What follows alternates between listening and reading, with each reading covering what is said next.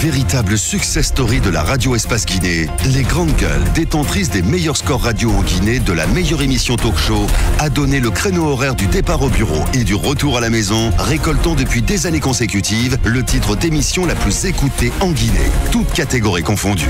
Un grand total de plus de 5 millions d'auditeurs ont été fidèles au talk show Les GG, diffusé jour après jour sur toutes les stations du réseau Adafo Média de 9h à 10h30, un exploit qui restera longtemps dans les annales de la bande FM en Guinée.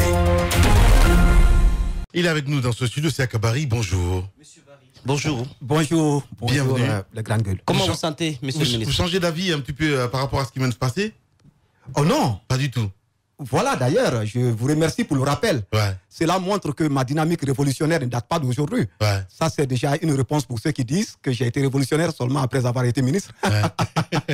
Alors, monsieur le ministre, comment l'on se sent lorsqu'en pleine mission, au compte de l'État, on n'est même pas rentré chez soi, et que l'on apprend comme ça qu'un décret a été pris pour nous remercier, pour nous mettre à la porte? Quel est le premier sentiment que l'on ressent? On se sent très mal. On se sent très, très, très mal. On se sent frustré et on se sent peiné. Mais on se sent ainsi si on est surpris par ce qui est arrivé. Une libération? Mais lorsqu'on n'est pas surpris, ouais. Lorsque cela est arrivé après avoir assumé avec courage une ligne directrice et une ligne idéologique, ligne qui a été à la base de votre rupture avec votre employeur, vous vous sentez soulagé. Soulagé. Vous vous sentez ouais. aujourd'hui déchargé d'une tare, déchargé surtout d'une démarche à laquelle vous ne vous reconnaissez pas. Quelle a été cette ligne directrice qui a été à la base du divorce avec votre employeur? On aimerait bien en savoir. Et pour le savoir, il y a des précédents, il y a des antécédents. Il n'y a pas eu d'antécédents. Les grandes gueules. Il n'y a pas eu d'antécédents.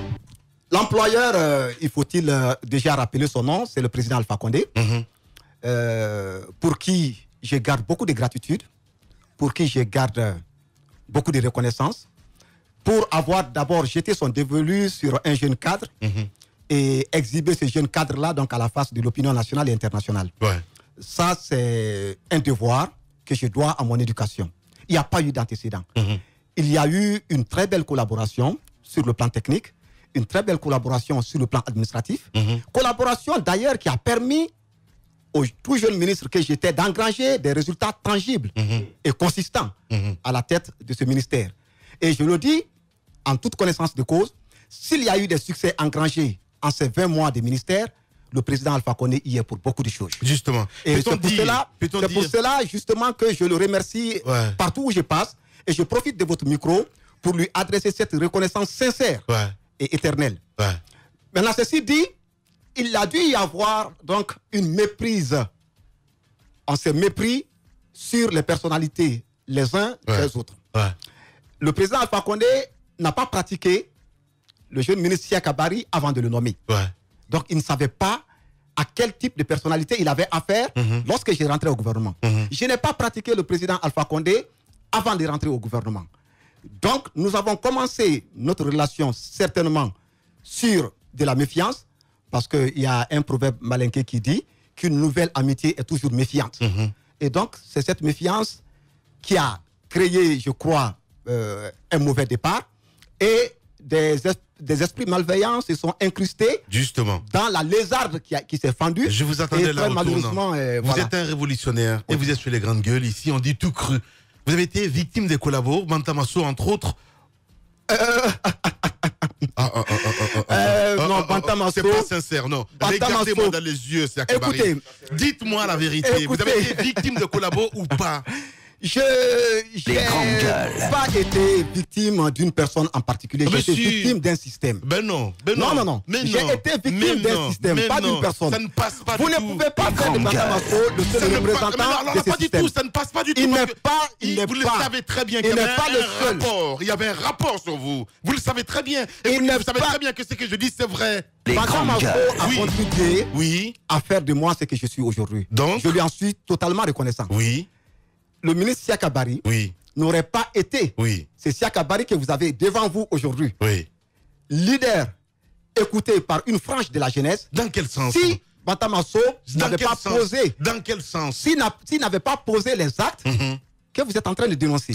Bantama Mosso, Bantama Mosso n'est pas le seul représentant, encore une fois, de ce système. Oui. Bantama Mosso, à lui seul, ne peut pas induire un président de la République nuisible à ce point-là, c'est Akabari. Disons les choses. Je suis désolé, Bantama Mosso n'est pas nuisible. Eh bien voilà. Je suis désolé. Alors moi, je veux on va y revenir, mais moi, j'aimerais que vous me définissiez le type de révolutionnaire que vous êtes. Ouais. Parce que je conçois que vous êtes devenu révolutionnaire. Ce révolutionnaire, c'est le contre-coup du débarquement du gouvernement. En tout cas, c'est mon opinion.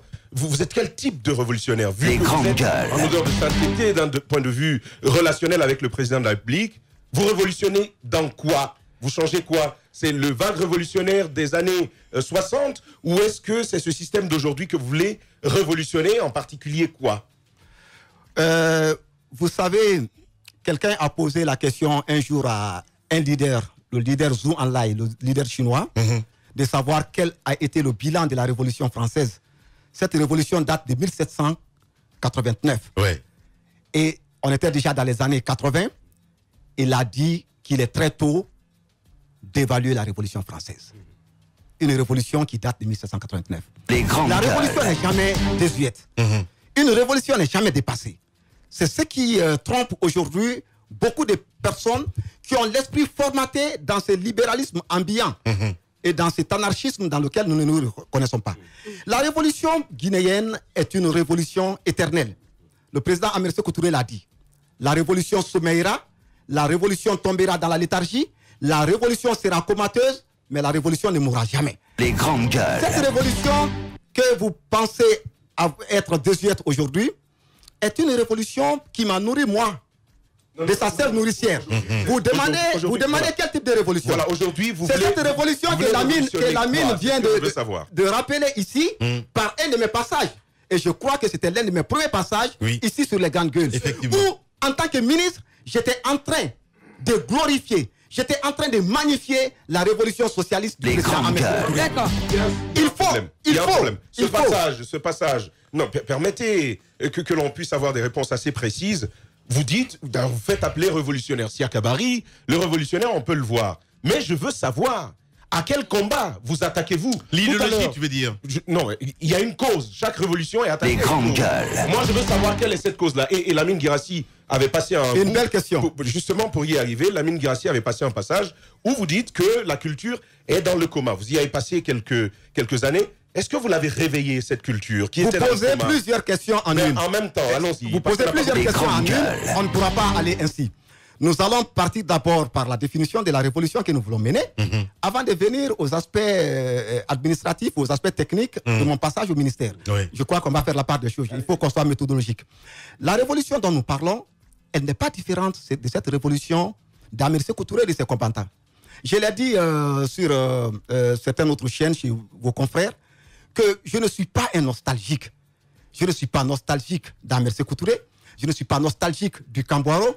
Je ne suis pas nostalgique de la révolution socialiste de 1964. Je ne suis pas nostalgique. Ce que je suis un fier Guinéen qui veut assumer son histoire, son passé révolutionnaire avec courage, dans tous ses aspects, dans ses aspects actifs et dans ses aspects passifs. Et pour ce faire, je ne magnifie pas seulement l'œuvre d'Amer Sékou Touré comme révolutionnaire. Je magnifie l'œuvre de tous nos pères dévanciers comme révolutionnaires. Je rends hommage au même titre à Amer Sékou Touré, que je rends hommage à un Saïfoulaye Diallo, que je rends hommage à un Barry Diawadou, que je rends hommage à un Keïta Fodeba. Mais vous n'êtes pas sans savoir quand même que Barry Diawadou et Keïta Fodeba ont péri au Cambouaro. Mais ils ont fait la révolution. Ils ont sémé les germes de cette révolution. Et c'est cette révolution-là qu'ils ne sont pas en train de réveiller d'ailleurs. Cette révolution n'est jamais morte. En 1984, ceux qui pensent qu'ils ont donné le coup de grâce à la révolution se sont trompés. Alors, cette révolution n'est jamais morte. Barry, on va rester dans le présent. D'accord, vous voulez réveiller. Mais dans le contexte actuel, à quoi vous sert ce passé? Qu'est-ce que vous voulez faire? C'est quoi les raisons justement de votre lutte à travers cette révolution? Les grandes gueules. À quoi nous sert le passé? Kémy Séba fait une révolution contre le franc CFA, contre le néocolonialisme et tout ça. Maintenant, vous, c'est contre quoi? Voilà, tout révolutionnaire d'abord est un anti-système. Et c'est ce positionnement anti-système qui nous a mis très malheureusement en mal avec ce grand homme, que je remercie encore une fois, le président Alpha Condé, très malheureusement, qui a été victime de ceux-là qui savent qu'il y avait un divorce idéologique entre nous depuis ma rentrée au gouvernement. Je suis rentré au gouvernement avec une idéologie. Les grandes gueules. Et je vous rappelle que c'est cette idéologie qui m'a fait suivre l'homme Alpha Condé. Voilà. On n'avance pas, on a beaucoup de questions. Dites-nous clairement, qu'est-ce que vous combattez, Monsieur Barry? Quand Monsieur Barry vous dit qu'il est anti-système, qu'est-ce qu'il combat? Répondez à la question. Il combat un système. Et c'est ce système qui est là. C'est ce système que nous avons hérité de la colonisation. Parce que les gens diront que le système date de 1984. Je m'inscris en faux. C'est ce système que nous avons hérité de la colonisation, qui s'est transformé en anti-révolution ou en contre-révolution pendant les 26 années de l'exercice du pouvoir par Ahmed Sékou Touré, qui a continué donc sous d'autres formes et qui est en train de se muer aujourd'hui en une gérontocratie, à une plutocratie et à une oligarchie. Voilà ce que nous combattons. Voilà ce que nous combattons. Merci beaucoup. On aurait pu ajouter kleptocratie. Le révolutionnaire, vous êtes socialiste?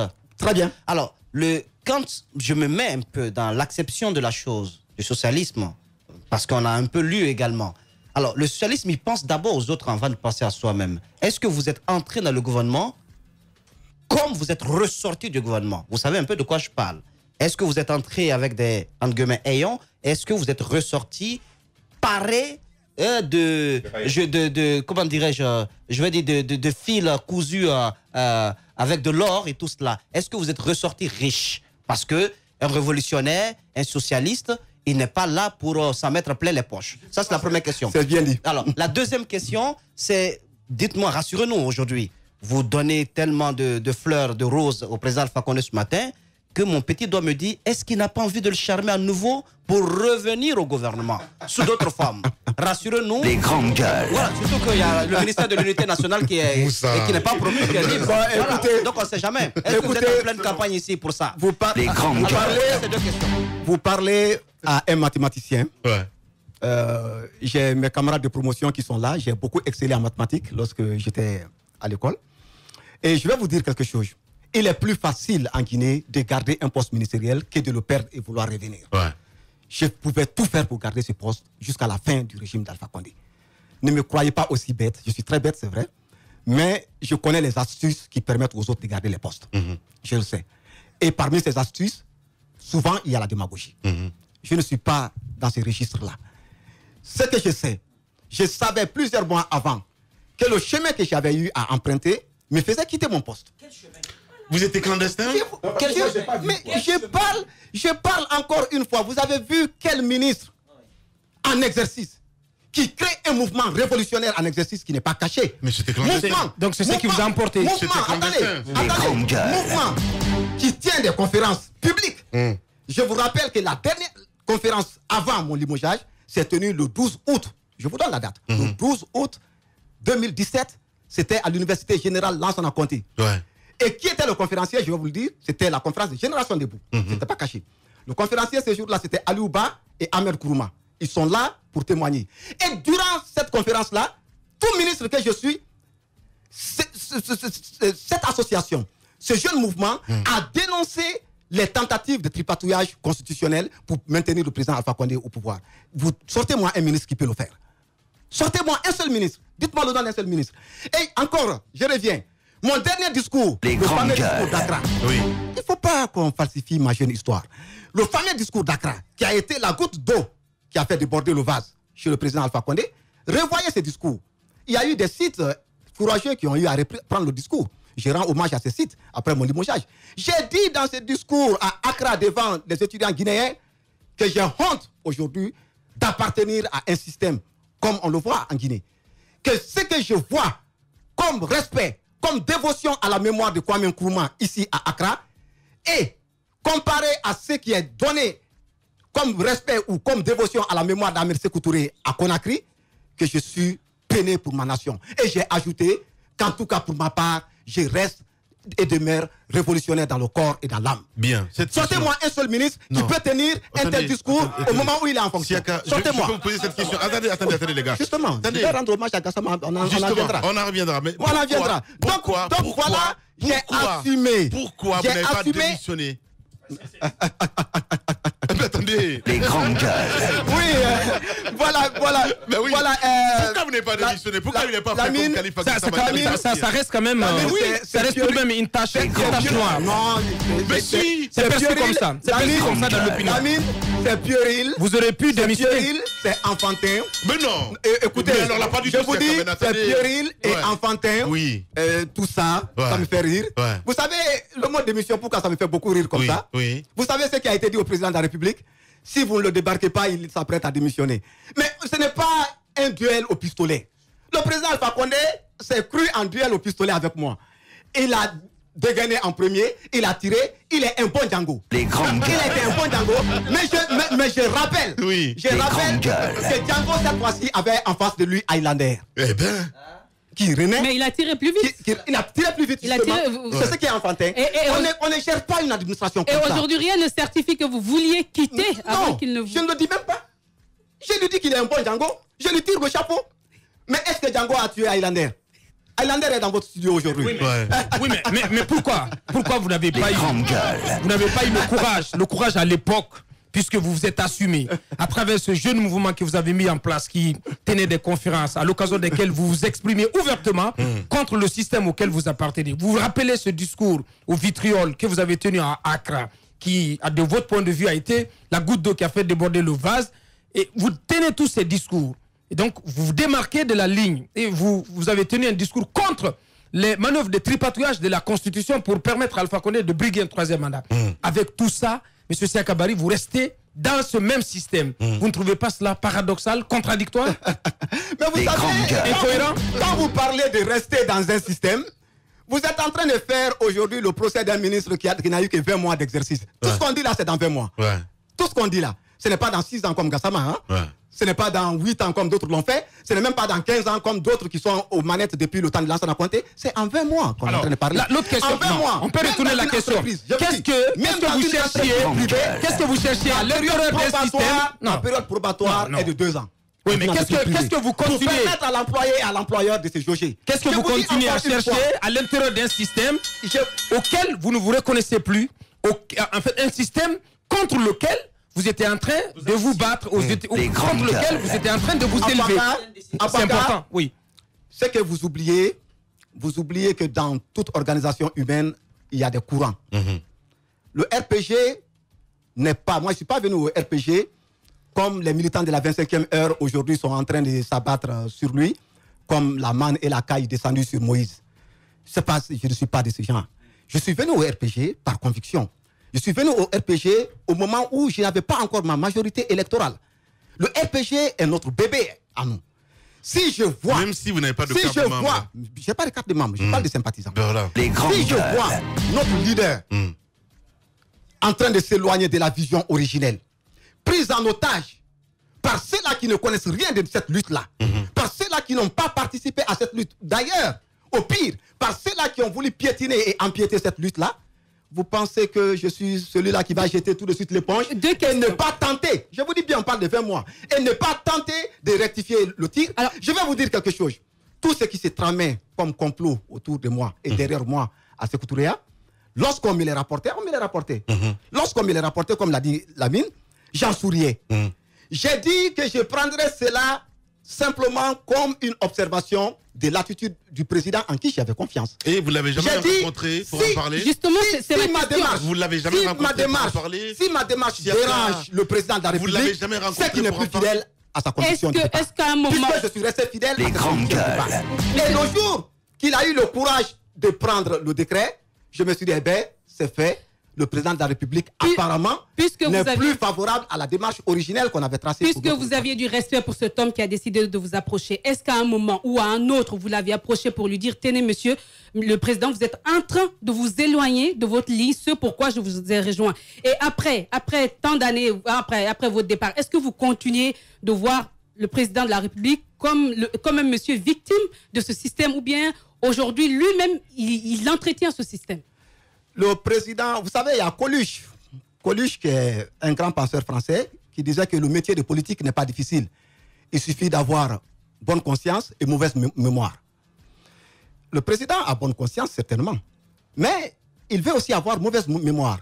Et c'est ce que nous avions voulu empêcher en restant à ses côtés. Maintenant, est-ce que nous lui avons dit? Moi, je rappelle tous mes faits avec des dates. En septembre 2017, lorsque j'étais en train de lancer le Festival national des arts et de la culture, j'ai interpellé publiquement dans un discours public le président de la République en lui disant qu'il doit avoir le courage de reprendre la Guinée là où Ahmed Sékou Touré l'a laissé, parce que ça a été sa promesse de campagne. Et ce jour, le président a répondu que c'est tout à fait vrai et qu'on ne doit pas jeter le bébé avec l'eau du bain. Je suis resté fidèle et j'ai toujours donné ces conseils, modestes soient-ils, au président de la République. Et jusqu'à aujourd'hui, je continue à lui donner des conseils modestes, en tout cas par d'autres voies. Il est toujours victime du système, de ce système. Le président n'est ni victime, ni bourreau. Il entretient le système. Ce qui est là aujourd'hui, c'est un jeu de dupes. Le président pense manipuler son entourage et son entourage aussi pense le manipuler. Voilà, on est dans un jeu de dupes et cela crée le climat délétère que nous connaissons aujourd'hui et cela enfonce de plus en plus notre pays dans le chaos que nous connaissons aujourd'hui. Voilà, Siaka Barry, il faut le rappeler, un président du parti Guinée Debout, ancien ministre de la Culture, des Sports et du patrimoine historique, notre invité ce matin chez les GG. Est-ce que vous êtes un socialiste riche ou pauvre après votre passage au gouvernement? On parle, et c'est à vous de confirmer, parce qu'il n'y a pas de preuves, mais de villas somptueuses, à l'actif de Siaka Barry, de l'argent et tout ça, parce que voilà, quand on vit au gouvernement, dans le subconscient guinéen, c'est un peu pour s'en mettre plein les poches. Qu'en est-il réellement? Et l'autre question, c'est qu'il y a une photo de vous qui rejoint tout le temps sur la toile. C'est Siaka Barry en train de lire le livre L'homme engagé, l'Africain de Alpha Condé. Justement. Alors, est-ce que aujourd'hui, la déception que vous avez vis-à-vis du noble combat, de l'espoir que le président Alpha Condé incarnait, est-ce que vous pensez que c'est une déception qui est ressentie par son proche entourage? Parce qu'au-delà de vous, il y a d'autres personnes qui disent avoir soutenu l'opposant Alpha Condé et aujourd'hui qui sont déçus énormément de sa gestion au pouvoir. Non, vous vous trompez. Le proche entourage du président Alpha Condé est aux anges. Le proche entourage, ce ne sont pas justement ces militants les premières heures. Le proche entourage aujourd'hui, ce sont les prébendiers, ce sont les démagogues, ce sont les militants qui sont descendus comme la manne. C'est cela le proche entourage et ils sont aux anges. Hein, et c'est la coule douce. Ceux-là qui sont loin du procès Alpha Condé aujourd'hui, voilà pourquoi j'ai dit qu'il a bonne conscience mais mauvaise mémoire, c'est les militants à la base. Voilà pourquoi j'ai dit le plus souvent que le mouvement Génération Debout, tout comme le parti Guinée Debout, est vu par moi comme un simple courant. C'est un courant au sein d'une vision. J'ai suivi le professeur Alpha Condé, auteur de la Guinée-Albanie d'Afrique. Les grandes gueules. Et lorsqu'il écrivait cela, il était l'un des révolutionnaires les plus convaincus de l'Afrique. Et il était en train de jeter l'anathème sur le président Ahmed Sékou Touré en trouvant le président Ahmed Sékou Touré moins révolutionnaire. Si ce monsieur arrive à convaincre un jeune loup comme moi pour le suivre sur cette voie révolutionnaire et que au milieu du guet, ce monsieur abandonne cela et se fasse entourer par des anarchistes et des ultralibéraux, vous allez savoir qu'il peut faire bonne conscience, mais il aura mauvaise mémoire. Maintenant, le procès Alpha Condé de 1993, revoyez ces discours. Revoyez les pamphlets qu'on avait dans la revue Seketi. Revoyez les pamphlets qu'on avait lorsque le mouvement national démocratique MND avait été fondé par le procès Alpha Condé. Essayez de comparer ces discours-là aujourd'hui aux agissements du procès Alpha Condé. Vous allez savoir qu'au milieu du guet, nous qui avons suivi l'homme, nous avons été orphelins. L'homme nous a sévrés et il a suivi une voie qui n'était pas notre voie originelle. C'est ça la vérité. Allez-y, voilà. On va essayer de parler de votre parti, Guinée Debout. D'abord, le mouvement. Il y avait le mouvement Génération Debout qui s'est mué en parti politique. Est-ce que vous pouvez nous rappeler le parcours, les motivations d'abord? Parce que vous avez dit que vous étiez d'abord, c'est au moment où vous étiez à l'intérieur du système que vous avez mis en place ce mouvement. De quel besoin cela procède et quelles ont été les stratégies et les moyens sur le terrain pour la conquête, donc pour charmer les jeunes de Guinée, parce qu'on vous a vu un peu partout à travers la Guinée pour mettre en place des antennes. Ça a été quand même quelque chose qui a été très suivi, avec beaucoup d'attention par la jeunesse. Comment vous vous y êtes pris? Bon, je n'ai fait que surfer sur l'aspiration profonde de cette jeunesse-là à rompre avec toutes les pratiques du passé, pratiques qui nous ont enfoncés aujourd'hui dans cette léthargie que nous connaissons ou dans ce chaos politique qui est en train de nous guetter. Je n'ai aucun mérite dans la mise en place d'un tel mouvement. Mon seul mérite, c'est d'avoir compris que la jeunesse guinéenne, qui représente 70% de cette population, reste mal écoutée ou parfois même reste non écoutée. J'ai compris que cette jeunesse-là porte en elle des aspirations, mais malheureusement, qu'elle devient de plus en plus marginalisée, de plus en plus stigmatisée, surtout dans les sphères de prise de décision. J'ai compris cela parce que j'étais l'un des ministres les plus proches des aspirations justement de ces jeunes. Un ministre des Sports et de la Culture est au cœur des aspirations des jeunes. J'ai su les écouter, j'ai su faire la part des choses.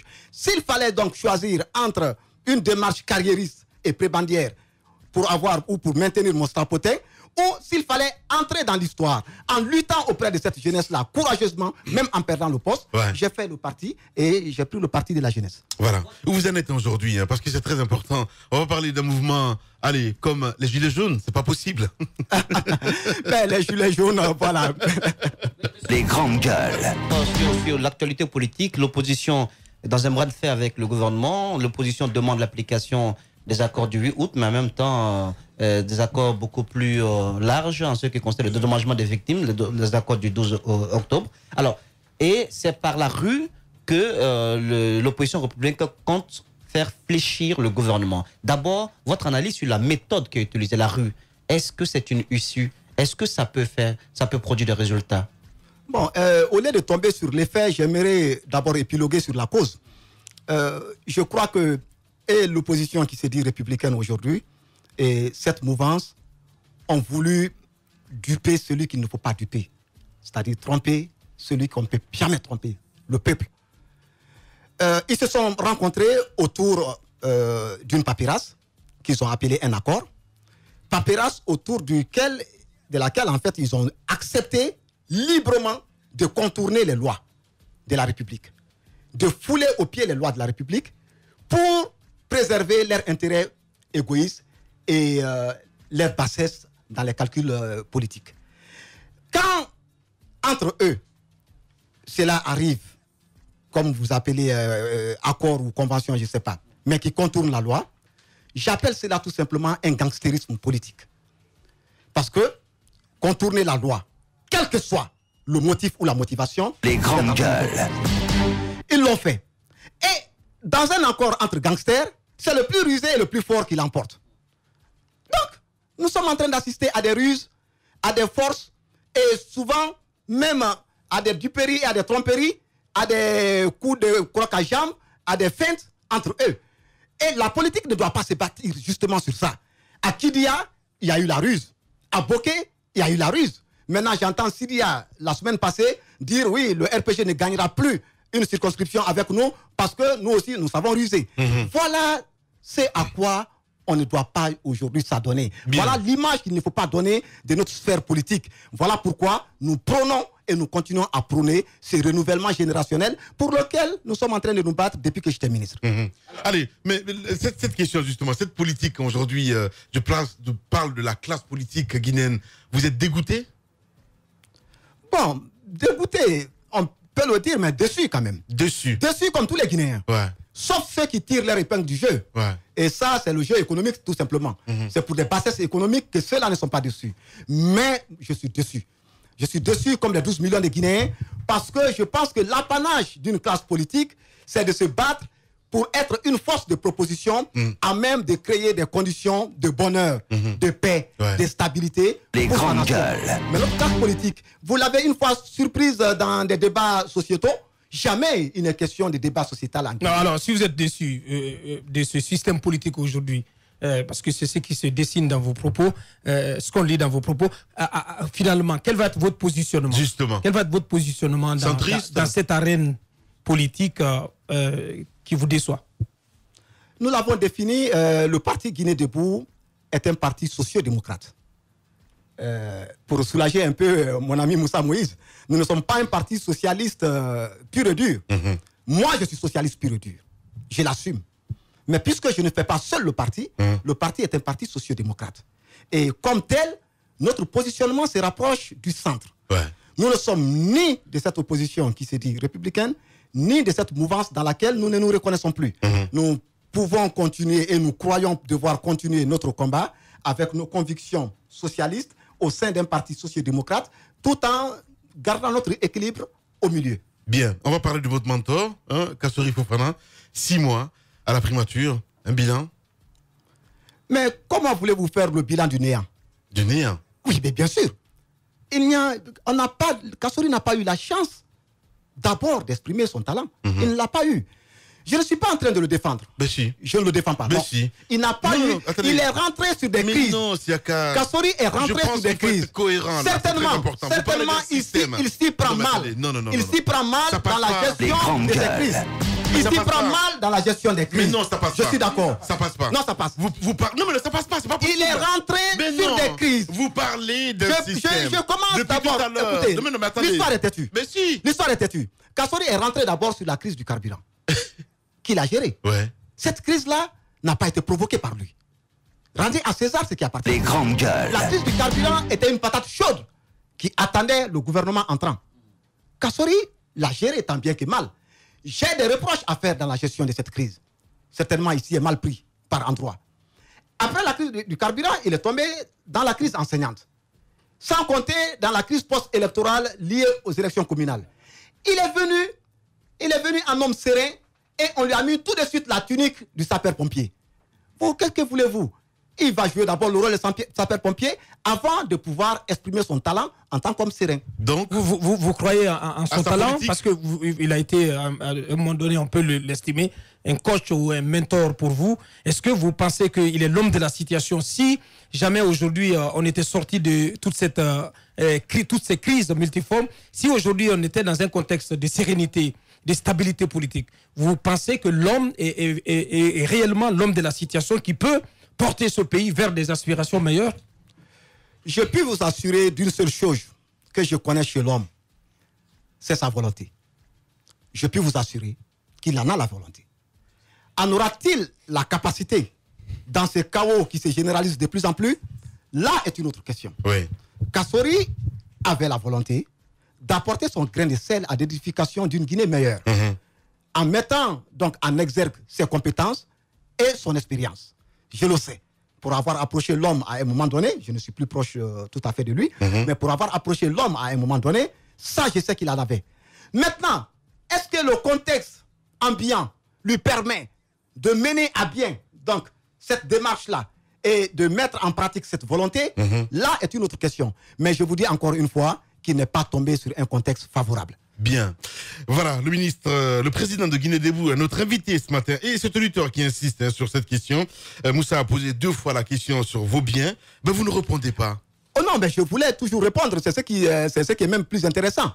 Ça, c'est beaucoup plus intéressant parce qu'il m'étend la perche là. Allez-y. Je vais simplement lui répondre en rappelant quelque chose sur ma jeune histoire, très mouvementée, c'est vrai, parce que 20 mois d'histoire, mais qu'on passe des années à commenter. Je suis le seul, et sans fausse modestie, et unique ministre de l'histoire de la Guinée à déclarer ses biens avant d'entrer en fonction et après savoir quitter ses fonctions. Le seul et unique. Ça, c'est inédit, ça. Et ça, c'est inédit. Il y a une adéquation? Justement, je l'ai fait, et je vais vous raconter une petite anecdote. Le jour de ma passation de service, après mon limogeage, j'entre dans le bureau du président Kéléfa Sall, qui me demande: qu'est-ce que vous êtes venu faire, monsieur le ministre? J'ai dit: je suis venu pour déclarer mes biens. Il dit: ah bon? Vos biens, après, vous avez été démis, non? J'ai dit: oui, je suis venu déclarer mes biens. Il était surpris, parce que ce n'est pas une pratique en Guinée. Et je lui ai rappelé que la Constitution impose cela à tous les ministres. Et je lui ai dit: monsieur le président, veuillez en faire bon usage. Veuillez comparer ma déclaration de départ à ma déclaration d'arrivée. Que répondez aux gens qui parlent de cette somptueuse villa que vous avez, je pense, du côté de l'Ambagné, si je ne m'abuse? Les grandes gueules. Vous dites à ces gens que la villa n'appartient pas à monsieur le ministre Siaka Barry, que la villa appartient à l'expert du développement, à un fonctionnaire international, à quelqu'un qui a fait 15 années dans les institutions internationales qui s'appelle Siaka Barry. Bon à savoir. Allez-y. Alors aujourd'hui, on présente un tableau sombre de la Guinée aujourd'hui. Les politiques, vous dites, vous êtes déçus. Aujourd'hui, qu'est-ce qui se dessine? Sur quoi est-ce qu'on peut aujourd'hui se baser pour vraiment sortir de cette crise politique? Qu'est-ce qui se dessine pour les Guinéens pour espérer sortir de sortir de cette situation? La révolution. Carrément. La révolution. Ouais. John Kennedy, il n'était pas révolutionnaire, disait que si vous rendez les révolutions pacifiques impossibles, vous rendez inévitables les révolutions violentes. on ne pourra pas aller sans révolution dans ce pays. On a tenté tout. Il n'y a pas de réforme que le général Lansana Conté n'a pas tenté avec ce pays.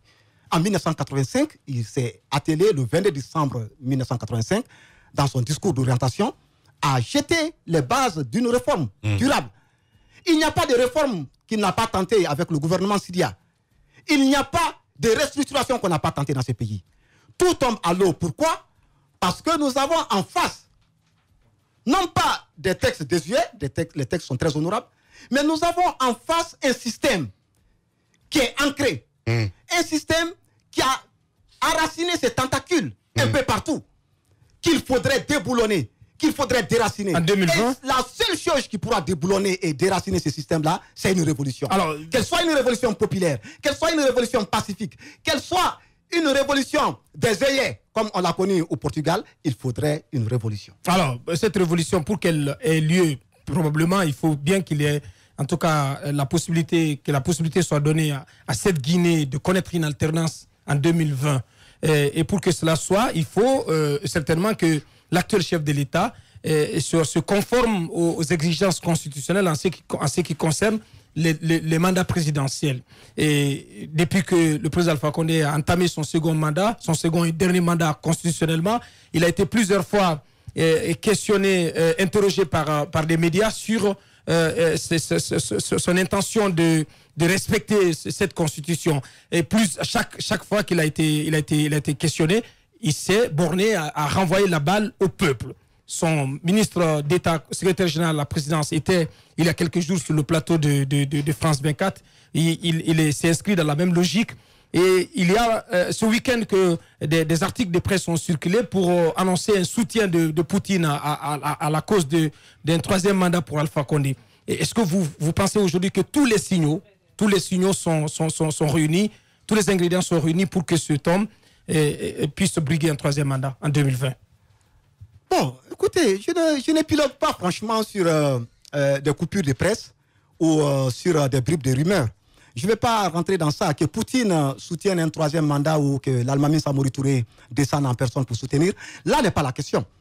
La question, c'est de savoir si le président de la République respectera son engagement pris vis-à-vis du peuple, pris vis-à-vis de sa propre personne, en jurant sur cette constitution de la respecter et de la faire respecter. Vous savez, c'est banal, mais ne négligeons pas cet aspect-là. Le président, par 2 fois, a juré sur cette constitution, en connaissance de cause, tout en sachant qu'il y a des clauses là-dedans qui l'empêchent d'aller au-delà de 2020, de respecter et de faire respecter cette constitution. Bien. Et cela dit, je ne suis pas d'accord avec ceux qui questionnent le président de la République sur la question du troisième mandat, très honnêtement. Y compris ceux dans la presse qui le font. Parce que je ne sais pas pourquoi nous allons créer la polémique ou le débat là où le débat a déjà été tranché. Ouais. Pourquoi une seule fois une presse n'a pas interpellé le président de la République sur la forme républicaine de l'État? Pourquoi on ne lui a pas dit, oui, monsieur le président, est-ce que vous voulez être un monarque désormais? Pourquoi on ne lui a jamais posé des questions sur son intention de remettre en cause la laïcité de l'État? C'est parce qu'on sait que ça, ce sont des clauses intangibles. Bien. Le verrou, bien. Justement. Donc, c'est des clauses intangibles. Autant ces clauses sont intangibles, autant le législateur a accepté que la clause maintenant liée au mandat soit intangible. Donc, si on ne peut pas le questionner sur la laïcité de la Guinée, sur la forme républicaine pour savoir, monsieur le président, vous voulez devenir roi maintenant. Sinon, si vous n'en tenez qu'au président Alpha Condé, il voudrait devenir roi. Monsieur le ministre, voilà. Monsieur le ministre, je comprends bien votre avis, mais là-dessus, permettez-moi de vous dire que vous avez tort. Le journaliste a vocation à informer, mais au-delà de cela, lorsqu'il suppose qu'il y a des réalités qui font penser à une volonté de trop appuyer la Constitution, il a le droit de faire ce qu'on appelle lancer une alerte. C'est ce que aussi, non, écoutez, vous ne pouvez pas vous-même créer les causes de l'alerte et lancer l'alerte. Ce qui est là, à ce que je sache, le président Alpha Condé... Il y a plusieurs commis de l'État qui sont exprimés sur la question et pas des moindres. Ça, on connaît aussi dans l'histoire récente de la Guinée qu'il y a eu tripatouillage de la Constitution. Quand on est donc dépositaire en quelque sorte de cette mémoire collective, permettez-nous de lancer l'alerte quand ça commence. Donc vous êtes en train de juger le procès Alpha Condé par les dires de ses commis. Mais écoutez, donc voilà un peu. Non, le président Alpha Condé, le président de la République s'est engagé à respecter et à faire respecter la Constitution. Justement. Lorsque ces commis sortent et qu'ils tiennent un tel propos, et que lui en retour ne les ramène pas à l'ordre, comprenez que silence équivaut à accepter. Je vous dis, j'étais l'un des hauts commis de cet État en tant que ministre, et je vous ai dit que le 12 août, mon mouvement a dénoncé ces commis-là et ces sirènes révisionnistes qui sont autour du président et qui voulaient l'entraîner donc sur un sentier très glissant pour lui. Bon, vous en avez pas vu, nous aussi. Voilà. Mais est-ce que le président de la République, moi-même, qui suis haut commis et qui a eu donc courageusement à dire que ce n'était pas une bonne chose, est-ce qu'il m'a rappelé à l'ordre? Bien. Le président laisse le débat, mais ne lui prêtez pas une intention qu'il n'a pas encore exprimée. Voilà. Je dis encore une fois, je ne combattrai jamais le président Alpha Condé sur de simples intentions. Bien. Je l'attends à l'action et autour de l'action, le révolutionnaire s'exprimera. Voilà, Sia Kabari, notre invité ce matin chez les GG. Véritable success story de la radio Espace Guinée, les grandes gueules, détentrices des meilleurs scores radio en Guinée de la meilleure émission talk show, a donné le créneau horaire du départ au bureau et du retour à la maison, récoltant depuis des années consécutives le titre d'émission la plus écoutée en Guinée, toutes catégories confondues. Un grand total de plus de 5 millions d'auditeurs ont été fidèles au talk show Les GG, diffusé jour après jour sur toutes les stations du réseau Adafo Média de 9h à 10h30, un exploit qui restera longtemps dans les annales de la bande FM en Guinée.